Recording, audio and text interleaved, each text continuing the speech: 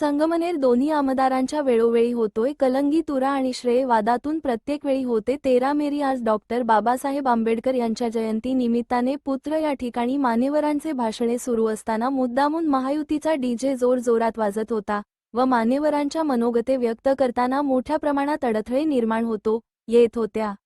म्हणून माजी आमदार डॉक्टर सुधीरजी तांबे आणि आमदार सत्यजित तांबे हे पिता पुत्र पोलिसांवर चांगलेच भडकले होते। या निमित्ताने आमदार सत्यजित तांबे म्हणाले की मागील 40 वर्षापासून लोकनेते बाळासाहेब थोरात यांच्या मार्गदर्शनाखाली भारतरत्न डॉ. बाबासाहेब आंबेडकर जयंती अत्यंत मोठ्या उत्साहात साजरी केली जाते।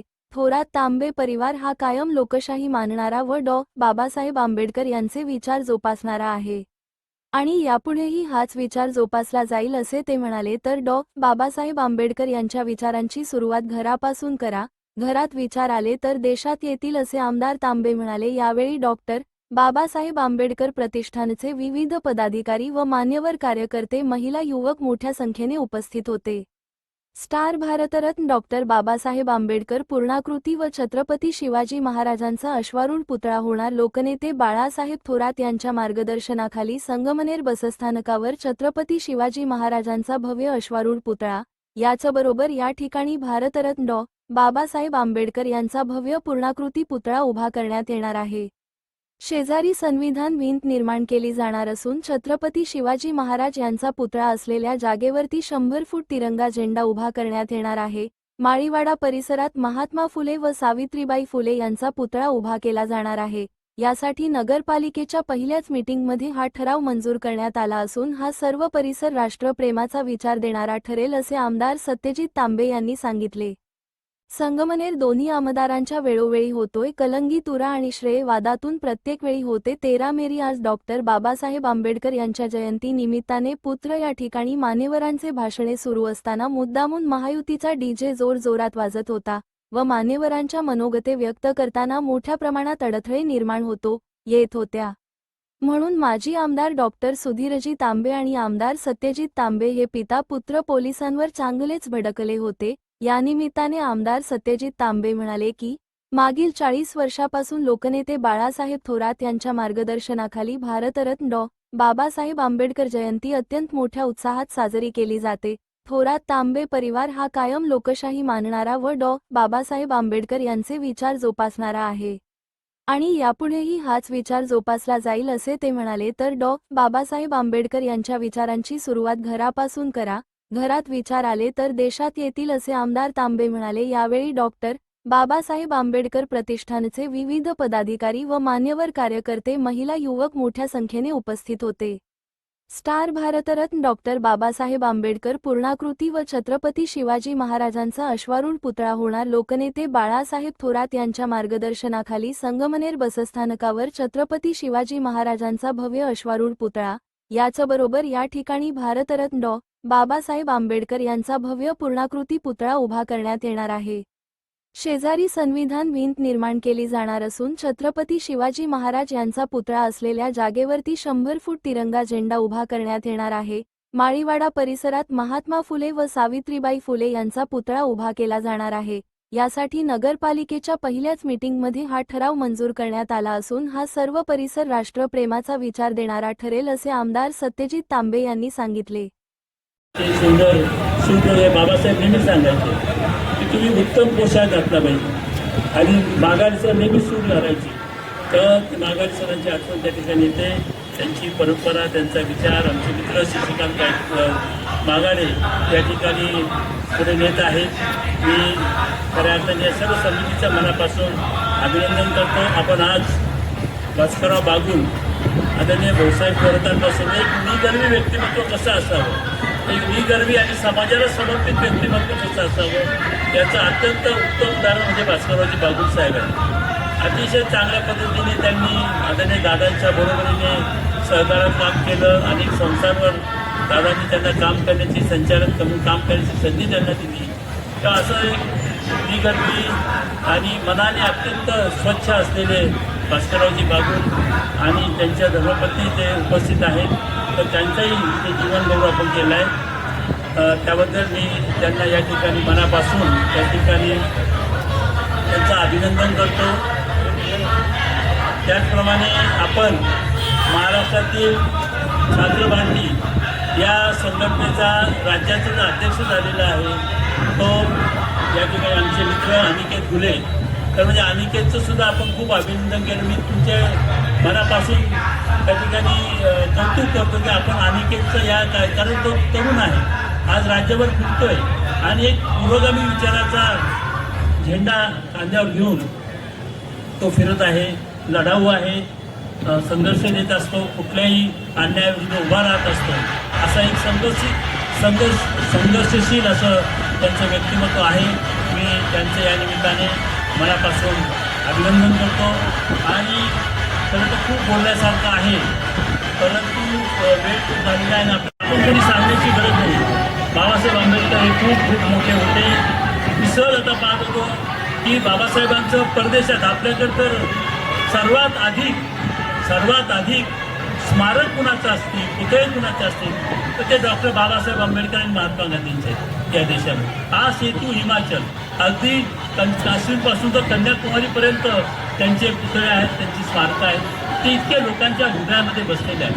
आणि म्हणून डॉक्टर बाबासाहेब आंबेडकरांचं महानपण सांगायला कितीतरी वेळ अपुरा पडेल, मी त्यामध्ये जात नाही आहे. पण तुम्हाला या निमित्ताने बाबासाहेब आंबेडकरांनी विपुल लेखन लिहिलं आहे, आपण त्याचा अभ्यास केला पाहिजे असं माझं प्रामाणिक मत आहे. आज खऱ्या अर्थाने डॉक्टर बाबासाहेब आंबेडकरांनी एक पुस्तक लिहिलेलं आहे की त्याला आपण क्रांती आणि प्रतिक्रांती असं म्हणतो. म्हणजे बाबासाहेबांनी क्रांती आणि प्रतिक्रांती हे पुस्तक लिहिलं मित्रांनो, त्याचं अवलोकन आपण त्या ठिकाणी केलं पाहिजे. आज प्रतिक्रांतीचा त्या ठिकाणी काळ आलेला आहे. एखाद्या क्रांतीचा प्रतिक्रांतीवाले कसा पराभव करतात हे खऱ्या अर्थाने आपल्याला अनुभवलं पाहिजे. या देशामध्ये महात्मा गांधीजींच्या नेतृत्वाखाली स्वातंत्र्याची चळवळ झाली.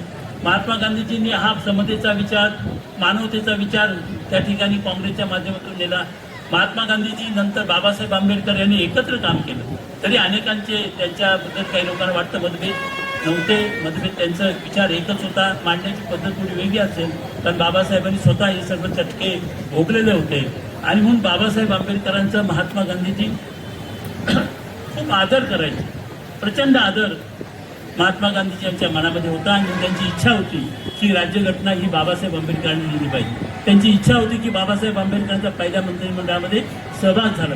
आपण त्या ठिकाणी पुरोगामीमध्ये चळवळीमध्ये काम करणाऱ्या लोकांना या निमित्ताने मला विनंती करायची आहे की अनेक वेळेस आपण नाही त्या मुद्द्यांवर भांडत बसतो.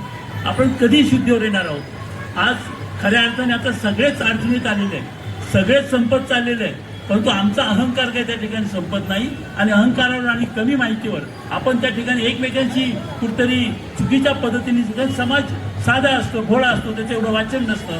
आपण या सगळ्या गोष्टींचा सखोल अभ्यास करून त्या ठिकाणी आदरणीय डॉक्टर रावसाहेब कसबे यांनी छान पद्धतीने महात्मा गांधीजींच्यावर जे लिहिलेलं पुस्तक आहे त्याचं त्या ठिकाणी सविस्तरपणे त्या ठिकाणी मांडणी केली आहे. मला एवढंच या निमित्ताने सांगायचं आहे की मित्रांनो, आता अत्यंत कठीण अशा पगार सर आलेले आहेत. पगार सरांचं स्वागत आहे. मी आपल्याला या निमित्ताने एवढं सांगू इच्छितो की आपल्याला आता जागं व्हावं लागेल, खडबडून जागं व्हावं लागेल.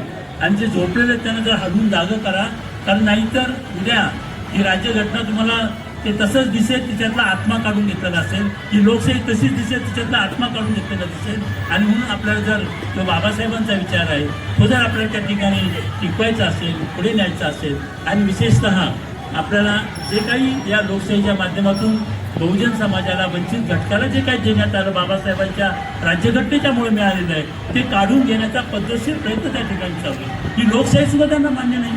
ते सतत म्हणतात की या राज्यघटनेतनं धर्मनिरपेक्ष आणि समाजवाद शब्द काढा. त्याचा अर्थ काय होतो हे अर्थ आपण समजावून घेणारच की नाही? आणि आपण जर नुसतेच उत्सव करत राहिलो आणि आपल्या मनाला एक समाधान देत राहिलो की नाही बाबा आपण खूप मोठे उत्सव केला, मी खूप त्या ठिकाणी चांगलं काम केलं, नाही मित्रांनो. ज्या दिवशी आपण बाबासाहेबांचा विचार हा आपल्या मनामध्ये भिनवू, आपल्या कृतीमध्ये भिनवू, त्याच दिवशी खऱ्या अर्थाने बाबासाहेबांना वंदन केल्यासारखं होईल एवढंच मी या ठिकाणी बोलतो. आणि पुन्हा एकदा बाबासाहेब महामानव 135व्या जयंतीच्या निमित्ताने सर्वप्रथम बाबासाहेबांवर प्रेम करणारे आणि या देशाच्या राज्यघटनेवर, देशाच्या संविधानावर, या देशाच्या विचारावर प्रेम करणारे इथं जमलेले सगळे माझे बंधू भगिनी यांना मी भारतरत्न डॉक्टर बाबासाहेब आंबेडकर यांच्या जयंतीच्या निमित्ताने खूप खूप शुभेच्छा देतो. खरं तर आज 135वी जयंती आहे आणि पोलीस प्रशासन तिथे कोणी आहे का रे पोलीस?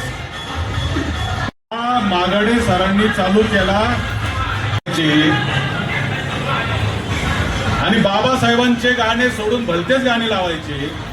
कुठं कोणते गाणे लाव याचंही भान नसलेल्या लोकांनी जागा दाखवलेली आहे, परंतु तरी त्यांना आता शुद्ध यायला तयार नाही, ही वस्तुस्थिती आहे.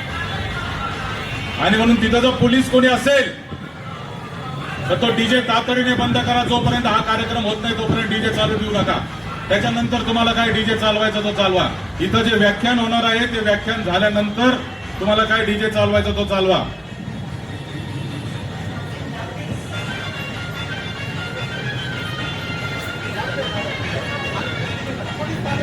काय म्हातारी मेल्याचं दुःख नाही.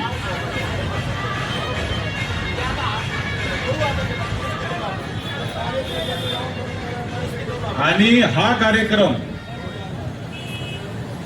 40 वर्ष करतायत. हे 40 वर्षापूर्वी कोण होते कुठं?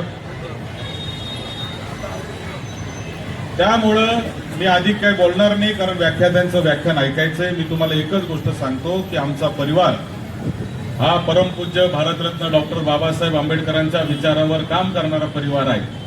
आजपर्यंत आणि इथून पुढच्या काळात कायम बाबासाहेबांच्या विचारावरच काम करण्याचा निर्धार हा आमचा आहे आणि त्याच्यापासून किंचितही आमचा परिवार कुठेही हलणार नाही.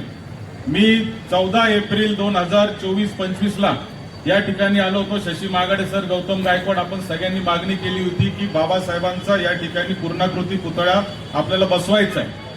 आणि म्हणून 14 फेब्रुवारी 2025 ला ते आपण मान्य इथं शब्द दिला.